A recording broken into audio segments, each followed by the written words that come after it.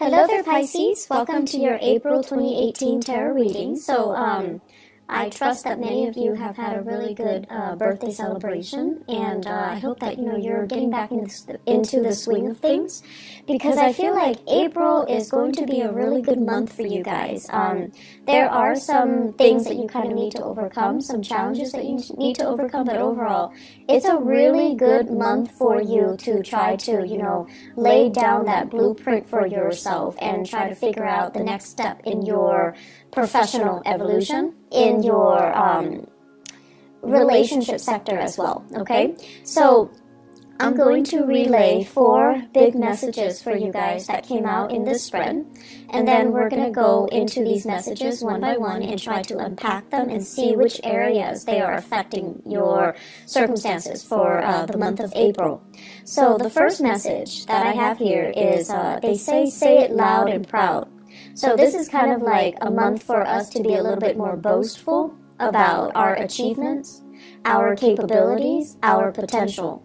It's not a month for you to kind of like, work behind the scenes, shy away from the limelight, and feel insecure about what you know when other people are asking you or soliciting you for information. This is a month to say it loud and proud.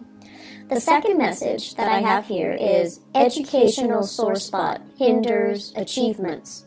And this is something that you are going to be dealing with for this month, or in the past.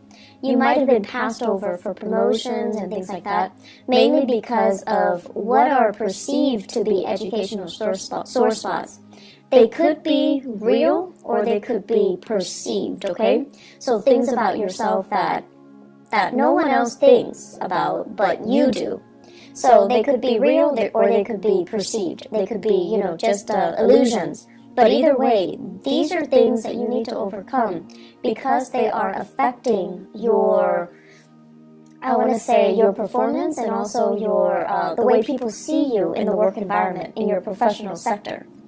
The third message here is beware of dubious dealings. And I feel like this is something that has happened since February, and it's coming back now, and you're trying to fix them. Fourth and final message here is gatekeeper of secrets. Now, this message came out in the card of the High Priestess, and whenever I think of Piscean people, I always see the High Priestess. People that know a lot, that have a lot of other people coming to them in confidence, telling them things that shouldn't be repeated. So you are kind of like that reservoir where people kind of dump their secrets. And in essence, you're the gatekeeper of secrets. But I feel like there are things here that you're not aware of, and you're not really aware of why it's happening. And I can explain a little bit about that for you in a little bit, okay? So, the first thing that I want to talk about here, say it loud and proud. You show up here as the Queen of Cups in the reverse position, and you can be male or female watching this. The Queen of Cups in the reverse is sort of like tired of having people take advantage of you, tired of doing so much for other people and not getting that thanks, that reciprocity, and that recognition that you deserve. And tired of people not operating in a direct, frank, honest, and truthful manner when they are dealing with you or when they're dealing with other people. And then tired of, I want to say like the human condition. Like, how can we all band together and just get along and not have to emphasize or argue over our differences? So I feel like you're just tired of all these things, being bogged down with all of these things. What I am feeling overall is many of you, the environment that you grew up in, I feel like people were just very inconsistent, okay? So could be mom and dad, could be siblings, whoever it was that raised you, the environment itself, it seemed to me like it seems like, different extremes. You might have been in a household where people follow things to the T. They were very dogmatic when it comes to their opinion, when it comes to their political, ideological, religious beliefs. And there wasn't really a a path to follow. It was just, you know, dogma, doctrine. And they didn't really think for themselves, and they told you what you had to do. And you're not really making that connection between what you had to do and exactly why you had to do those things. So you just did it. You just obeyed. And then for others, it's like growing up in a household where people were very, very inconsistent. And they say one thing and do another. They preach one thing and then they kind of hold that in themselves to like a higher standards or double standards, and they don't really practice what they preach. And so you're getting a lot of conflicting information, and you're also getting a lot of kind of like two-sided messages, okay? And life, morality, and just what's right and what's wrong and what's expected of me, expectations became very, very confusing. And so this message here, say it loud and proud, has a lot more to do with you, who you are, and what you're trying to do and what you really believe in, independent of all of those inconsistencies around you. If you are aware that people around you are inconsistent in whatever capacity, they could be hypocritical, they could just be, you know, they preach one thing, but then they make allowances for themselves, hypocritical, or they're not strong enough to really adhere to the things that they preach because it's difficult, right? So whatever the circumstances and the people around you, you also need to understand that that is applicable to the way that they live their lives, but it's not really applicable to you, nor is it appropriate for you. And so you kind of need to find out, you know, what is appropriate for you? What is it that you're needing to do? And so I see a lot of Piscean people kind of going through life very muddled, lacking a definite sense of direction, lacking a definite sense of, you know, what do I really believe in? Where do I draw the line? And what will I not or am willing to tolerate? So I feel this energy coming through where you're just trying to feel things out. And you're not really sure what's really right and what's really wrong. So it's that sense of, you know, dubious morality, dubious like dealings. And you do make a lot of allowances for other people because you understand that, you know, we are all just trying to do our best. And so what comes out as a result of that is you're not really sure where you stand. You're not really sure if everything that you've known is really, really true, or if it's just something that, you know, you grew up being exposed to, it's indoctrinated, and you just believe it as real when it doesn't really merit the belief, or it doesn't really stand the test of time. So I feel like you're dealing with some... You're dealing with that lack of, you know, what is really appropriate for me. And so you're on your path trying to find something that you believe in, trying to find that group, that ideology that really fits into your lifestyle. And then when you find it, you kind of need to own it, you kind of need to proclaim it, and you kind of need to just adhere to it, okay? So don't be afraid of whatever it is that you believe in. Don't be afraid of whatever it is that you feel is right for you. You need to own it, and you need to, you know, be vocal about it. I'm sensing some people that, you know, believe in like esoteric teaching, like astrology, numerology, even palmistry, even like tarot readings, for example. But you kind of hide that part of yourself. You feel like, no, other people aren't really going to accept me. But at the same time, you want to expose it because you want to find a community or people who are like-minded, but you're afraid. So it kind of takes the back seat. You never really talk about it. And then in time, it kind of, it's like on the back burner. And then for others, you might have really strong, you know, religious, political, whatever beliefs. And you're very subtle about it. And so you don't really tell people how you feel. You don't really preach it. You don't become, you know, politically or religiously or whatever active. Or you don't become that advocate. And then over time, people ask you, how do you feel about this? You kind of shy away from those big divisive or even big political debates. And so own it, don't run away from it. It's going to allow you to find people that are like-minded. And if it is something that you believe in, don't shy away from it. Own it, express it, and especially live it, okay? Once you start to do that, you're going to find yourself a lot happier, a lot freer. And you're going to find yourself in a position where you're going to be in alignment to find people or a community of people that are similarly minded, to find a community of people that are like you, just as passionate about the same things, just as, I almost want to say, like, that have the same aspirations, the same dreams, and, you know, they have the same goals as you. So the way for you to find yourself and to find that group and to find that community of people is to own up to the things that you believe, advocate for them, and say it, you know, loud and proud, okay? The second message here, educational sore spot hinders achievement.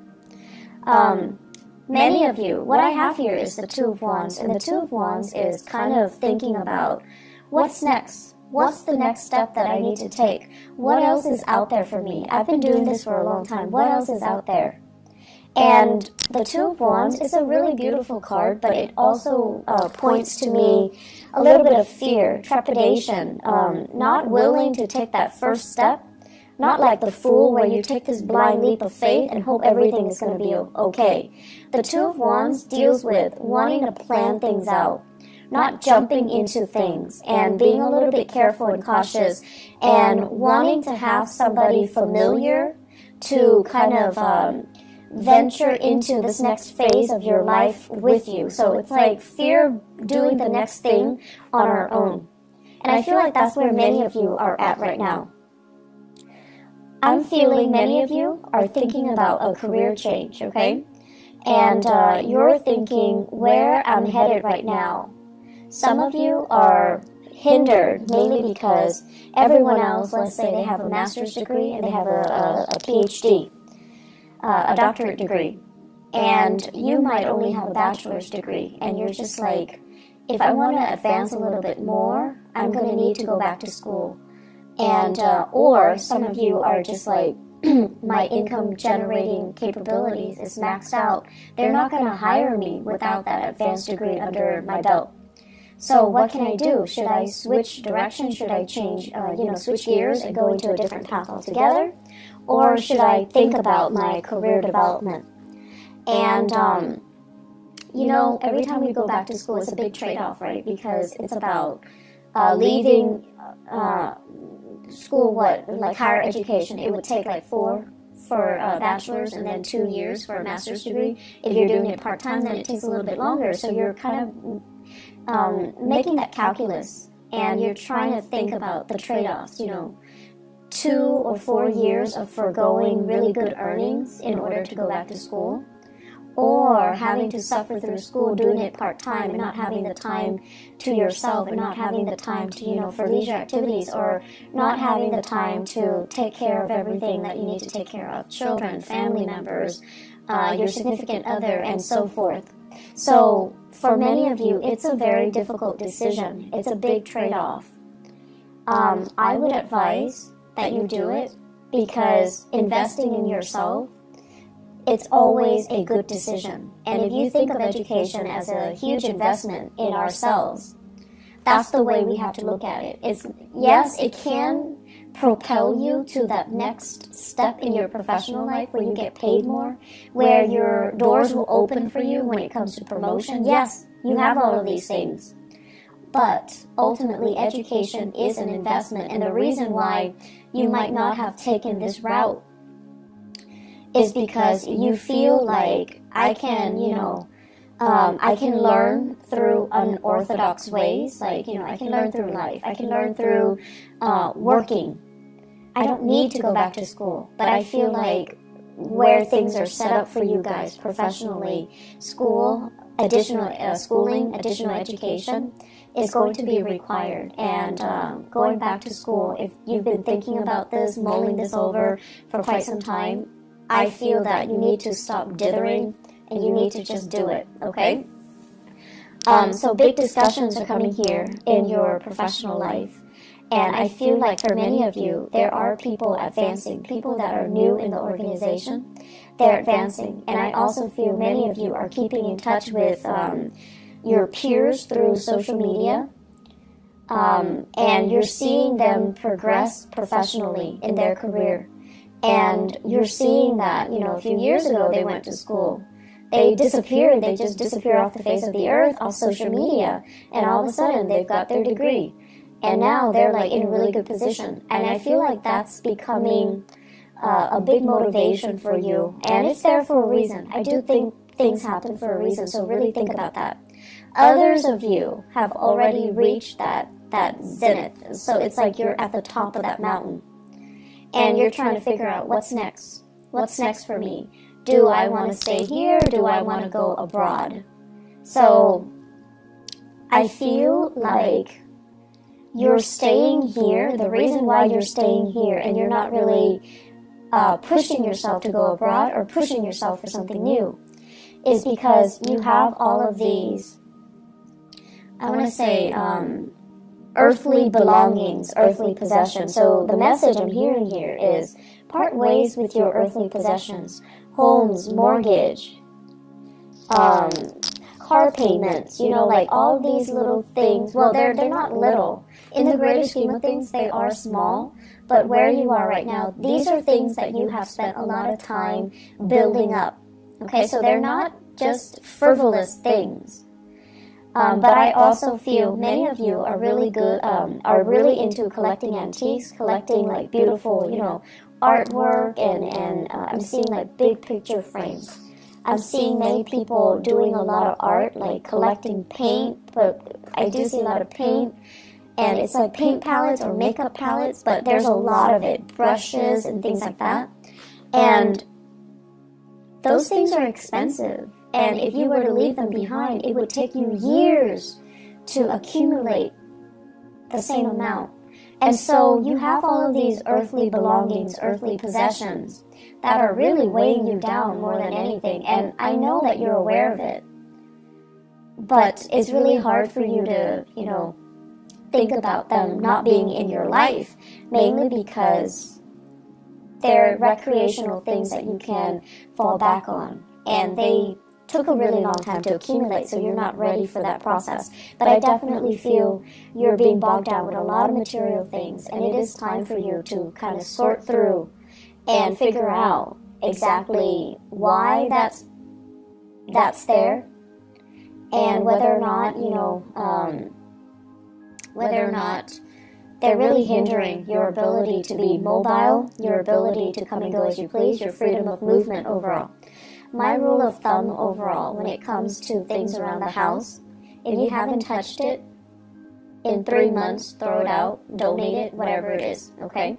When it comes to clothing, and if you live in a more seasonal like location where you have summers and winters, if you haven't touched it in 6 months, donate it, throw it out. So that's my rule of thumb to a more minimalist lifestyle. You're going to find yourself a lot more happy, okay? So others of you, you have the education, you have the credentials, but I definitely feel like a severe lack of self-esteem. And with the Queen of Cups in the reverse, it's almost like feeling overshadowed or feeling overpowered in some way as a child. So that means, you know, you might have had siblings that overshadowed you. You lived in their shadows. And it's inadvertent. It could be deliberate or inadvertent. But you always think of yourself as like, oh, they're a lot smarter than me. They're a lot more successful. They have, you know, beautiful children. They have a beautiful house. They make more money than me. So that's your personal hang-up, okay? And you kind of need to release that. And then for others of you, feeling overpowered as a child, having parents that imposed a lot of expectations on you, and they were so perfectionistic that you felt like everything you did was not good enough. And so that can also be, you know, very traumatic. And so you become an adult where you speak in a way that is very meek, that is very evasive, because you don't want to be judged, you don't want to deal with criticism. And so speak up for yourselves, proclaim things loud and proud, and own up to your own ideas, and own up to, you know, just how intelligent you are, okay? And this month, there will be opportunities for you to kind of get involved, get your hands dirty, do things, whether it be more of the creative nature or a little bit more, you know, technical. Whatever it is, you're going to have an opportunity to shine in your work environment. And then you're going to start to see this whole time that you've been hanging, you've got these hang-ups that you needed to get rid of. And so you're going to start to shine. People will start to see you as a force to be reckoned with. And they're going to start to see how intelligent you are, how capable you are. And the whole time, I feel like you were hiding this part of yourself. So you have an emergence here. And I also feel for many of you, you're getting your first wave of support through love relationships. Either it's like a new relationship where someone is just like, hey, you're actually really good at this. You should do this more. They're giving you that encouragement. They're giving you that love and that support. And because of that, you're able to kind of believe in the things that that they're saying that's really great about you. Okay, so it's like gaining in self-confidence again. So, third message here, beware of dubious dealings. There's something going on here in your work situation where I feel almost like many of you are dealing with really sketchy environments. Somebody's telling you, you know, I did this, I committed fraud, I got involved in all of these things, and you just annotate it, but you can't really expose it. So it could be like confidentiality agreements between you and a client. If you're like a social worker, a therapist, even a paralegal assistant, like a paralegal or even a lawyer, okay? So for those of you in the legal profession or in the humanitarian profession, someone is telling you a lot of shady things that they have done or that have been done to them. You're annotating everything, you're documenting everything, but you're not really divulging information. So I feel like confidentiality. And then for others, I feel like there have been some shady financial dealings, things like done in the darkness of the night, people getting paid under the table, and things like that. So discussions regarding these issues, discussions about what I'm seeing here is it's the 5 of Cups, and then the deck that I'm using says Mars in Scorpio. Mars in Scorpio basically deals with Mars deals with actions. Scorpio is a very, very underhanded, but it's also like below the surface. Okay, so it seems to me like dealings that are below the surface, dealings that are a little bit shady, a little bit sketchy, or things that are done in a way where you're not really sure what exactly happened, who's involved.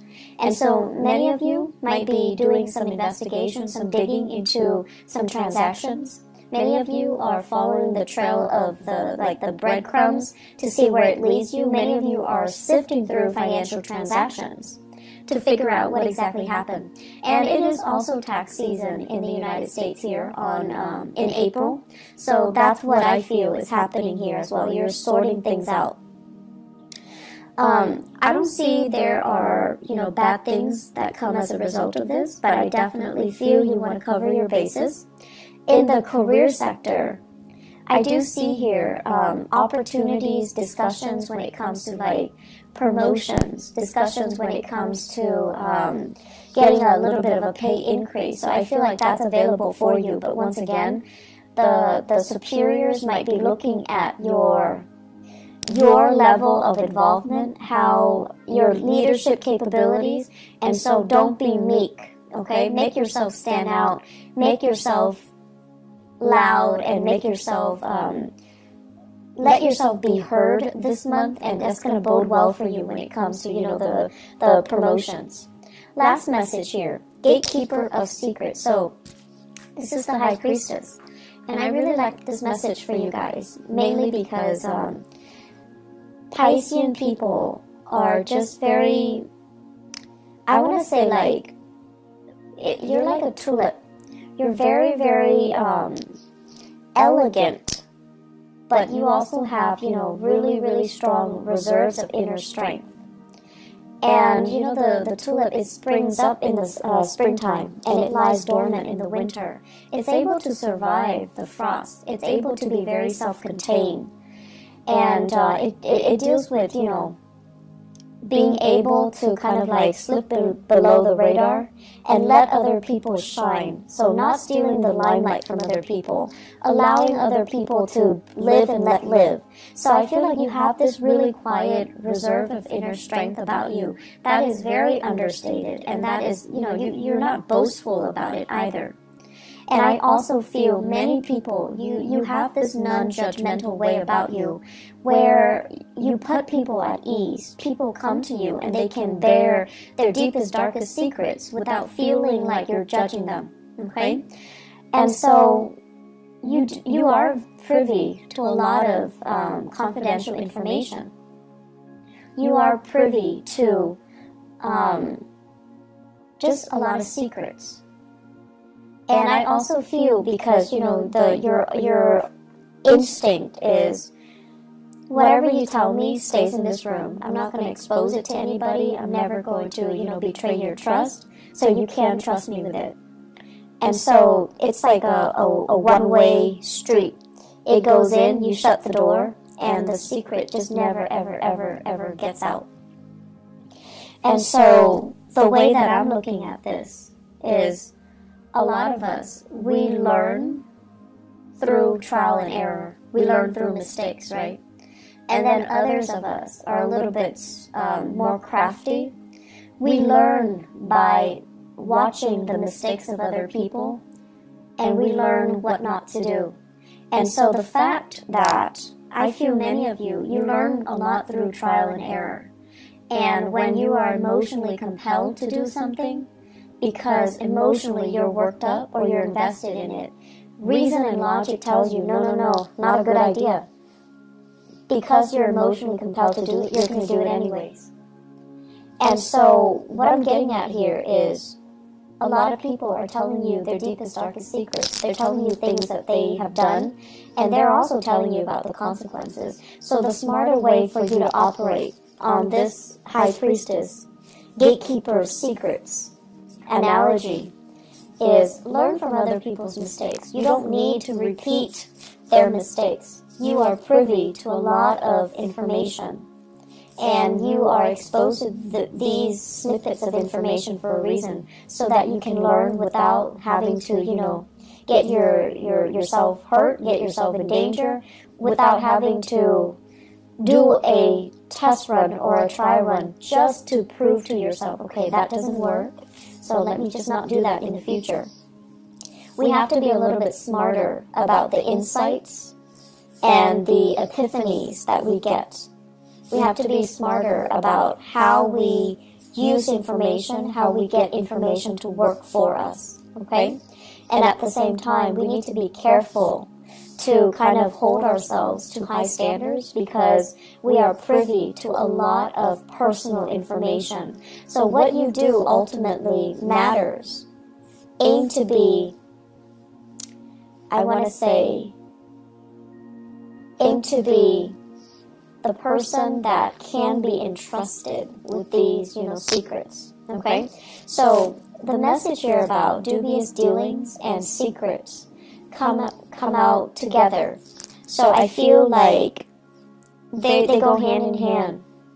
Can we sell these secrets to better ourselves? Probably not, and you know that as well.